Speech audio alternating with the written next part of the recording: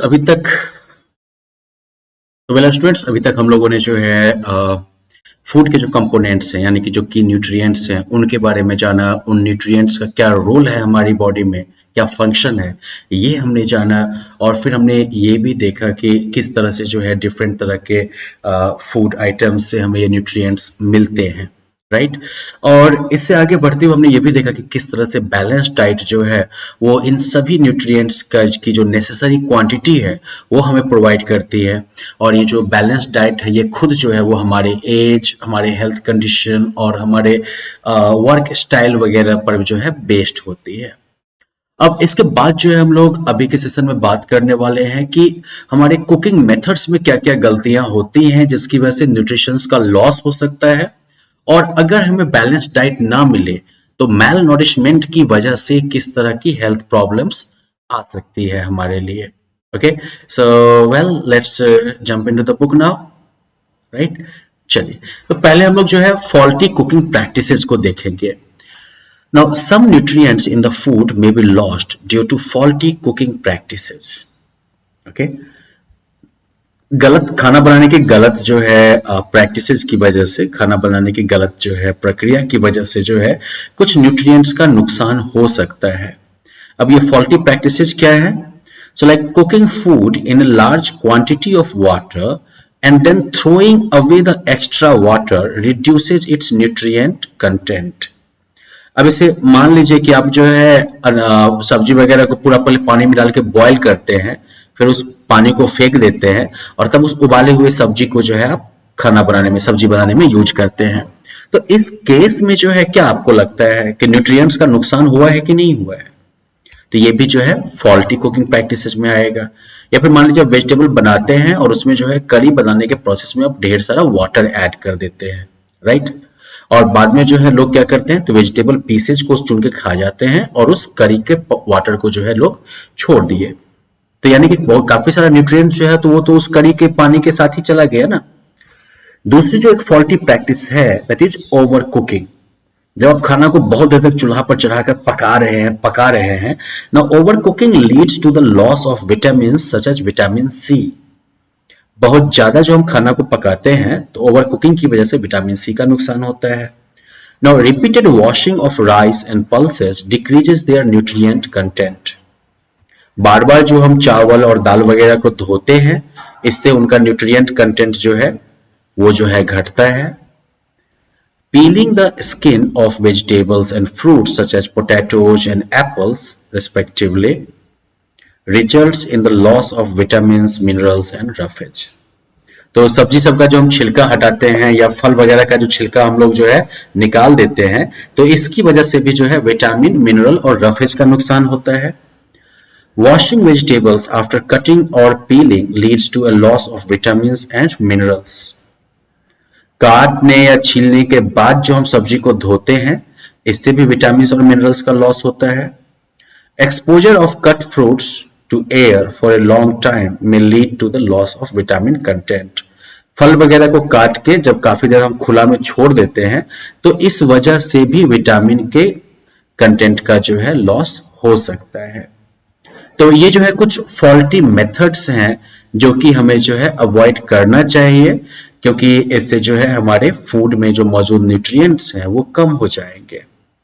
अच्छा हाँ, ऐसे कुछ लोग ये मानते हैं कि कच्चा कैरेट जो है वो कुक किए हुए, पकाए हुए कैरेट से जो है ज्यादा न्यूट्रिशियस है, लेकिन एक्चुअली कुकिंग खास करके जो है बॉइलिंग और स्टीमिंग जो है वो कैरेट के न्यूट्रिटिव वैल्यू को बढ़ा देता है क्योंकि बॉडी जो है अब उसमें मौजूद न्यूट्रिएंट्स को आसानी से एब्जॉर्ब कर सकता है।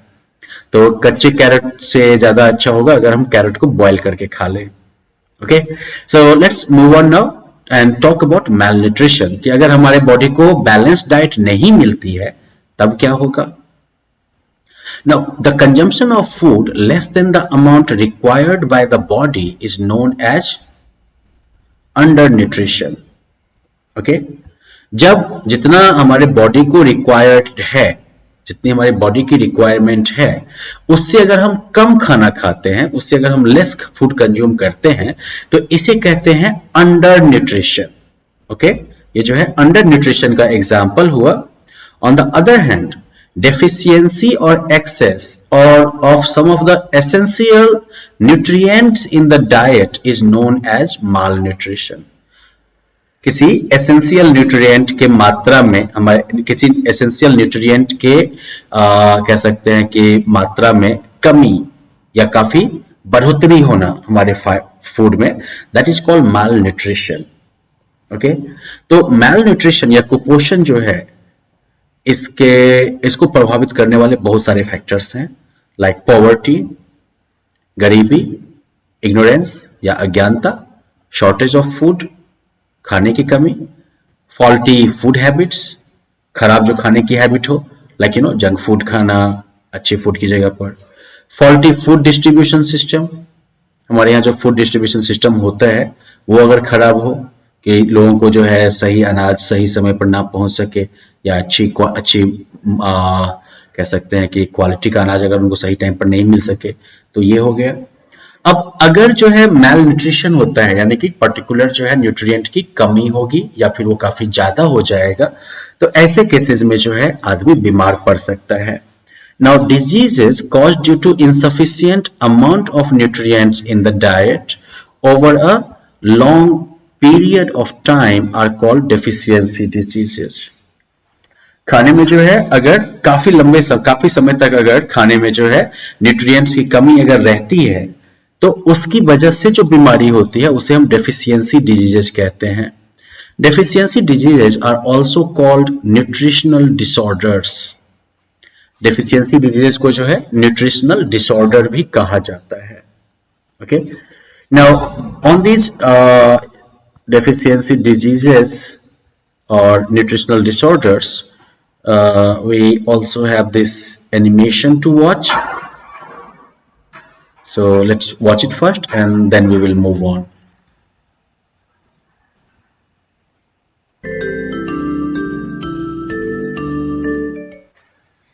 It is very important to eat the right kind of food.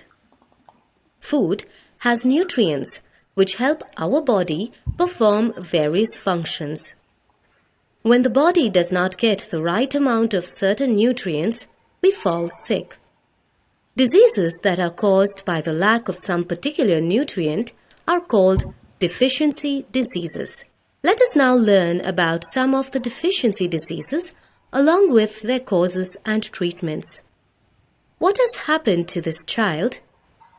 This condition is called marasmus, and it happened because of the lack of protein and carbohydrate in his diet.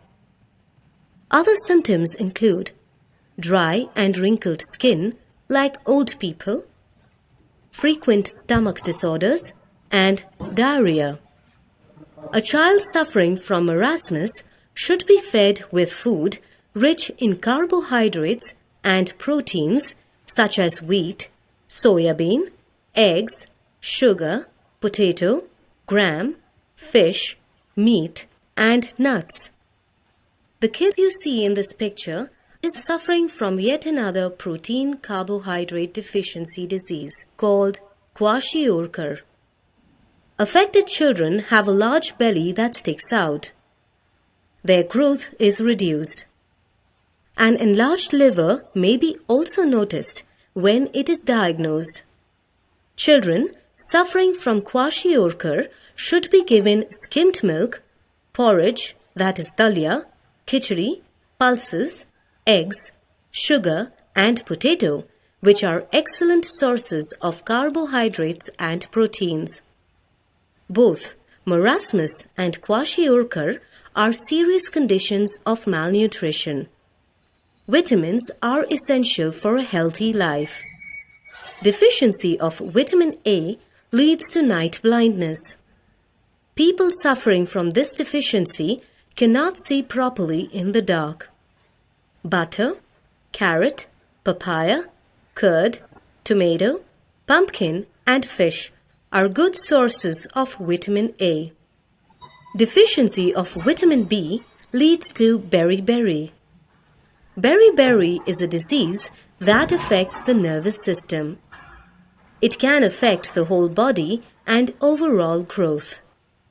Potatoes, beans, banana, unpolished rice, and meat are good sources of vitamin B.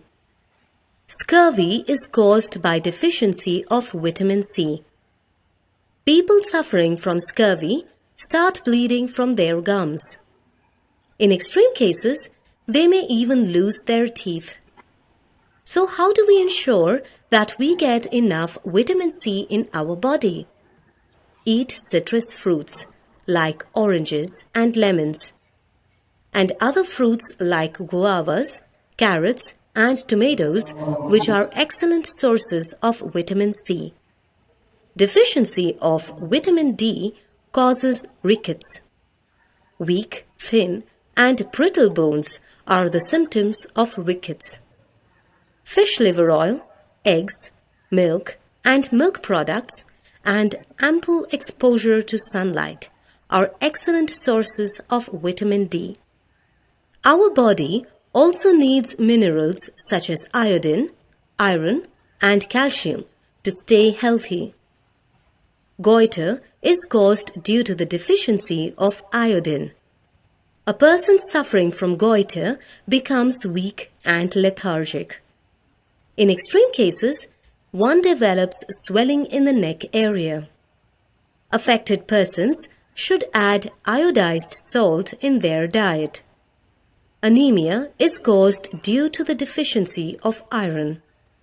An anemic person becomes weak and dull. He or she has pale skin, pale eyes, lips and nail beds become dull and almost white. A lot of green leafy vegetables, meat, nuts, and pulses should be included in the anemic person's diet. Calcium deficiency affects the bones and teeth formation. Dairy products, pulses, nuts, and seeds are good sources of calcium. Deficiency diseases can be prevented by healthy eating. We should eat a balanced diet that gives us all the nutrients that our body requires. Before we end this module, here's a summary of what you just learned.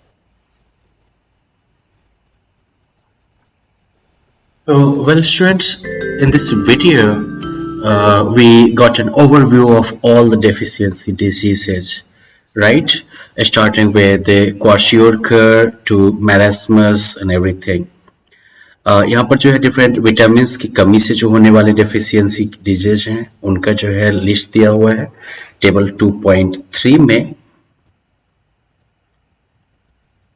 और उसके बाद जो है table 2.4 में जो है minerals की कमी से होने वाले जो डेफिशिएंसी डिजीज हैं उनका जो है नाम और उनके सिम्टम्स बताए हुए हैं. Okay, now we also have like another table 2.14 which shows like some diseases caused due to deficiency in minerals. Okay, अब जो है अपने हम basically like what you can do is that you can check out कि vitamins और minerals इनकी कमी से जो deficiency disease होते हैं और किसी को ये disease हो गई हो तो उसे किस तरह का food खाना चाहिए, इससे related जो है आप एक project तैयार कर सकते हैं chart paper पर and you can bring it to the class and show it to your teacher as well. तो ये जो है आपके application skill को further जो है boost करेगा. Now in Eco Soldier section we are going to read about स्वास्थ्य. ये जो है हैदराबाद बेस्ड एक इनिशिएटिव है जो कि पूरे हैदराबाद के ऑर्फेनेजेस के लिए काम करता है. बेसिकली जो अंडर प्रिविलेज्ड गर्ल्स होती हैं उनको जो है ये न्यूट्रिशियस मील्स प्रोवाइड करता है ताकि उनके न्यूट्रिशनल रिक्वायरमेंट्स फुलफिल हो सकें. ओके, हर एक गर्ल चाइल्ड को जो है कस्टमाइज्ड फूड सप्लीमेंट प्रोवाइड किया जाता है बेस्ड ऑन उनका वेट, उनकी हाइट और उनके ब्लड पैरामीटर्स के आधार पर जो है उनको एक बैलेंस्ड फूड दिया जाता है. इसके अलावा जो है देखिए यहाँ पर जो है पीएम पोषण या जैसे मिड डे मील कहते हैं स्कीम जो है ये गवर्नमेंट ऑफ इंडिया का एक जो है इनिशिएटिव है जिसका मेन गोल यही है कि बच्चों को कम से कम एक बार गर्मा गर्म खाना जो है वो मिल जाए सरकारी या सरकार से सहायता प्राप्त स्कूलों में, अपर और अपर प्राइमरी लेवल पर. तो आज तक जो है तकरीबन 11 करोड़ 80 लाख बच्चे जो हैं कक्षा 1 से लेके 8 तक, वो जो है इस स्कीम के अंदर कवर्ड है। तो इसमें जो है फूड नॉर्म क्या है 2009 से, कि फूड ग्रेन जो है वो प्राइमरी लेवल पर 100 ग्राम और अपर प्राइमरी लेवल पर जो है 150 ग्राम बनेगा। पल्सेस यानी कि दाल की मात्रा जो है वो 20 ग्राम होगी प्राइमरी लेवल पर, और अपर प्राइमरी लेवल पर जो है 30 ग्राम 30 ग्राम की मात्रा होगी। वेजिटेबल जिसमें कि पत्तीदार सब्जियां भी होंगी, तो प्राइमरी लेवल पर 50 ग्राम उसकी मात्रा होगी हर एक बच्चे पे, और अपर प्राइमरी लेवल पर जो है 75 ग्राम मात्रा होगी उसकी। ऑयल एंड फैट यानी कि कोई भी ऑयली जो सामान होगा, 5 ग्राम जो है पर स्टूडेंट पड़ेगा हिस्सा प्राइमरी लेवल पर, और 7.5 ग्राम जो है वो होगा अपर प्राइमरी लेवल पर। और जहां तक सॉल्ट एंड कॉन्डिमेंट्स यानी कि मसाले वगैरह की बात है, तो ये जो है जरूरत के मुताबिक डाला जाएगा। So now what you can do is that you can take up this data of PM पोषण योजना, और इसको जो है बार ग्राफ के फॉर्म में आप जो है इसको प्रेजेंट करेंगे, and then in the class we can also have a discussion over the advantages of such program, है ना। तो चलिए इसके साथ ही हम लोग जो है इस चैप्टर के एंड पर हम मूव करते हैं। So let's have a quick recap of the overall chapter. Components of foods की अगर हम बात करें यानी कि न्यूट्रिएंट्स की बात करें अगर, तो इसमें जो है carbohydrates energy giving, fat energy giving, protein body building, vitamin and minerals जो कि प्रोटेक्टिव फूड है। इसके अलावा जो है रफेज और वाटर भी जो है हमारे फूड का हिस्सा होता है। न्यूट्रिएंट्स जब हमें पर्याप्त मात्रा में जो हमारे बॉडी की रिक्वायरमेंट है उतने न्यूट्रिएंट के साथ जब हमें खाना मिलता है, तो इस तरह के खाने को हम बैलेंस्ड डाइट कहते हैं।